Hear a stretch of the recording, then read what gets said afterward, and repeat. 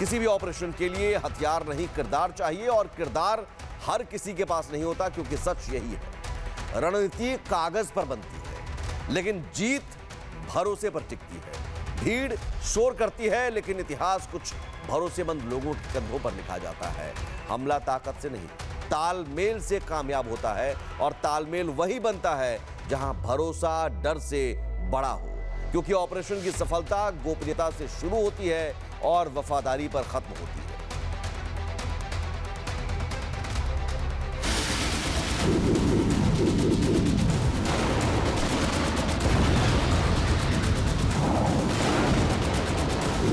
खाड़ी देशों से विश्व युद्ध का बिगुल फूंकने वाले अमेरिका ने यह साफ कर दिया है कि अगले कुछ घंटे में ईरान अब तक की सबसे विध्वंसक तबाही झेलने जा रहा है। 3 दिन में अमेरिका ऑपरेशन एपिक फ्यूरी के 3 चरण पूरे कर चुका है। पहले चरण में अमेरिका ने ईरान की टॉप लीडरशिप को खत्म कर दिया है, तो दूसरे चरण में ईरान के एयर डिफेंस सिस्टम, रडार और मिसाइल लॉन्च सिस्टम को नष्ट कर दिया गया है। तीसरे चरण में अमेरिका ईरान के परमाणु कार्यक्रम को मिट्टी में मिला रहा है। लेकिन चौथे चरण में क्या होगा, खुद अमेरिकी विदेश मंत्री मार्को रूबियो से सुन लीजिए। Again, I'm not going to give away the details of our tactical efforts, but the hardest hits are yet to come from the U.S. military. The next phase will be even more punishing on Iran than it is right now. America पूरी रणनीति के तहत Iran में तबाही मचा रहा है। इसके लिए बाकायदा अमेरिका के गैंग्स ऑफ 8 सुपर एक्टिव हैं। ऑपरेशन की minute to minute monitoring America का गैंग्स ऑफ 8 ही कर रहा है। ट्रंप के ये वही 8 राजदार हैं जिन्होंने हमले से पहले ही ईरान का अंजाम तय कर दिया था। गैंग्स ऑफ 8 अमेरिका की सत्ता का सबसे गोपनीय और ताकतवर समूह माना जाता है। गैंग्स ऑफ 8 में सदन के अध्यक्ष, सदन के अल्पसंख्यक नेता, सीनेट के बहुमत नेता, सीनेट के अल्पसंख्यक नेता, सीनेट के इंटेलिजेंस कमेटी के अध्यक्ष, इंटेलिजेंस कमेटी के उपाध्यक्ष, हाउस इंटेलिजेंस कमेटी के अध्यक्ष और हाउस इंटेलिजेंस कमेटी के रैंकिंग सदस्य शामिल हैं। किसी भी बड़े सैन्य अभियान से पहले राष्ट्रपति को इस ग्रुप को भरोसे में लेना जरूरी होता है। संसद के इन 8 शक्तिशाली नेताओं के बिना सैन्य अभियान की कल्पना करना भी बेमानी है। आमतौर पर किसी भी ऑपरेशन से पहले राष्ट्रपति को पूरी इंटेलिजेंस कमेटी को जानकारी देनी चाहिए, लेकिन जब हालात ठीक नहीं हो और राष्ट्रपति को लगे कि जानकारी लीक होने से मिशन खतरे में पड़ सकता है, तो वो गैंग्स ऑफ 8 का सहारा लेते हैं। मिशन की जानकारी सिर्फ गैंग्स ऑफ 8 तक सीमित रखी जाती है। ईरान के मामलों में भी यही हुआ। अमेरिका ने ईरान को कूटनीति के जरिए घुटनों पर लाने की कई बार कोशिश की, लेकिन ईरान अपनी जिद पर अड़ा रहा। ईरान अपने परमाणु कार्यक्रम का विस्तार करता रहा। यही कारण है आज ईरान की टॉप लीडरशिप खूनी सनक का शिकार हो चुकी है। बड़ी बात यह है कि ईरान पर मिसाइलों की आग कब तक बरसेगी, कितने दिन बरसेगी, खुद अमेरिका भी नहीं जानता। Someone was screaming, how long will it take? I don't know how long it'll take. We have objectives. We will do this as long as it takes to achieve those objectives, and we will achieve those objectives. Iran के साथ America Israel की जंग हर मोड़ पर बदल रही है। Iran पीछे हटने को तैयार नहीं है। 2500 बैलिस्टिक मिसाइलों के भंडार का मुंह ईरान ने खोल रखा है। Bureau report, Republic Bharat. और जंग जब होती है तो मिसाइलें ये नहीं पूछती कि निशाने पर कौन है। ईरान के मिनाब शहर से आई 165 मासूम स्कूली छात्राओं के जनाजे की तस्वीर ने पूरी दुनिया को झकझोर दिया है। बीते 28 फरवरी को मिनाब के एक स्कूल पर हुए हमले में 165 मासूम बच्चियों की जान चली गई। इसके बाद आज जब एक साथ उन बच्चियों के जनाजे उठे तो हर किसी का कलेजा कांप गया। अब सवाल यह है कि इन मासूमों का क्या कसूर था?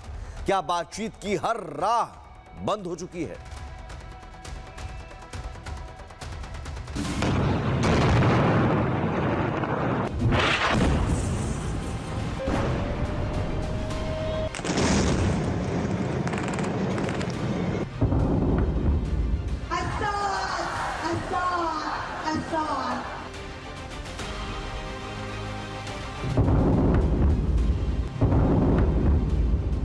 जंग जब भी होती है सबसे पहले मासूमों से उनका बचपन छीन लेती है।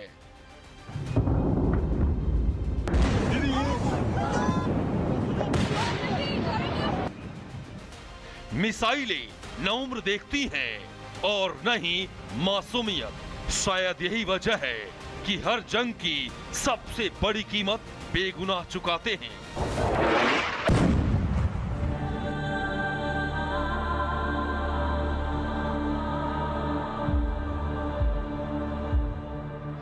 आज ऐसी ही एक दिल दहला देने वाली तस्वीर सामने आई है ईरान के मिनाफ शहर से, जहां स्कूल की घंटी नहीं बल्कि मातम की सिसकियां गूंज रही हैं।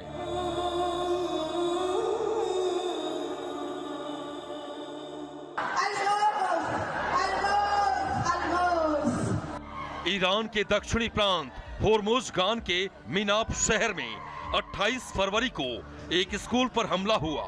हमला इतना भीषण था कि स्कूल की इमारत खंडहर में बदल गई, चारों तरफ मलबों का पहाड़ बन गया।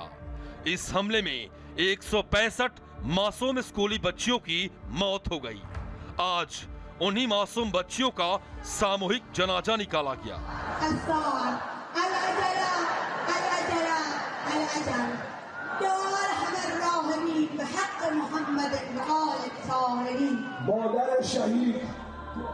एक साथ कतार में रखे गए छोटे छोटे ताबूत और उनके पीछे खड़ा पूरा शहर, जिनकी आंखों में आंसू थे और जुबान पर ढेरों सवाल।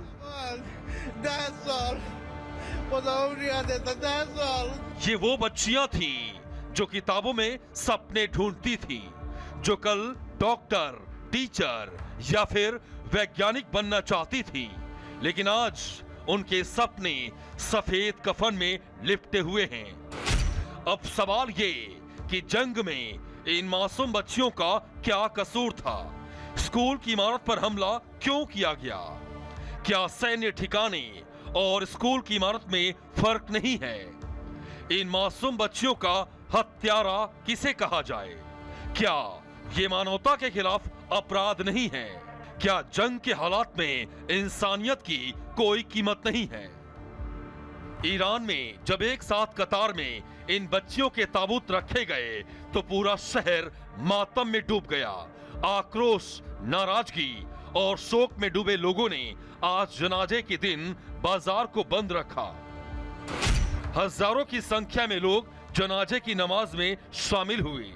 शहर और आसपास की मस्जिदों में लोगों की भारी भीड़ उमड़ पड़ी। काली पट्टियां बांधकर लोगों ने शोक और विरोध दर्ज करवाया। एक साथ 165 बच्चियों के जनाजे की तस्वीर ने पूरी दुनिया को झकझोर दिया है।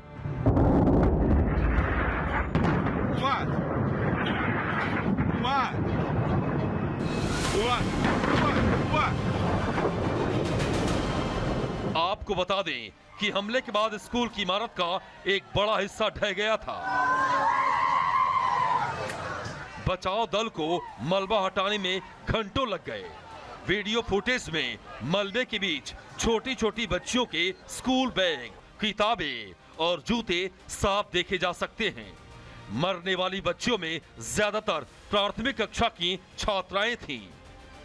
ईरान के विदेश मंत्री अब्बास और आगुची ने सोशल मीडिया प्लेटफॉर्म पर एक तस्वीर साझा की है।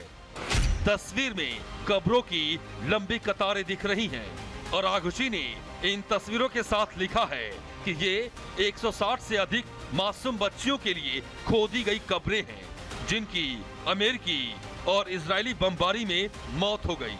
और आगुची ने यह भी दावा किया कि हमले के बाद बच्चियों के शव शत-विशत हालत में थे। वहीं भारत में ईरान के दूतावास ने भी सोशल मीडिया प्लेटफॉर्म पर इस तस्वीर को साझा करते हुए इसे छोटी परियों की छोटी कब्रें बताया। बहरहाल ये घटना अब अंतर्राष्ट्रीय कूटनीतिक संदेशों और बहस का बड़ा मुद्दा बन चुकी है। वहीं ईरान ने इस हमले को नागरिक बुनियादी ढांचे पर सुनियोजित हमला बताया। संयुक्त राष्ट्र में ईरान ने इसे युद्ध अपराध और मानवता के खिलाफ अपराध करार दिया। वहीं दूसरी ओर इजरायल ने मिनाफ क्षेत्र में किसी भी हमले से इनकार किया है। अमेरिका की सेना का कहना है कि वो नागरिकों को हुए नुकसान की रिपोर्ट की जांच कर रही है।